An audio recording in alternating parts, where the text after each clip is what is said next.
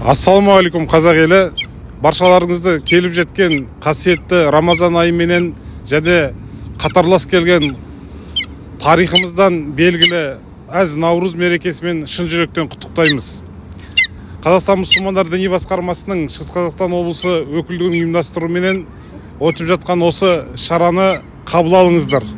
Халқымыздың салтын, дәстүрін, әдеті менен ғұрпын бірден бір дәріптеп келе жатқан Қазақстан мұсылмандар діни басқармасы бүгінде жарапазан эстафетасын жалғастыруда.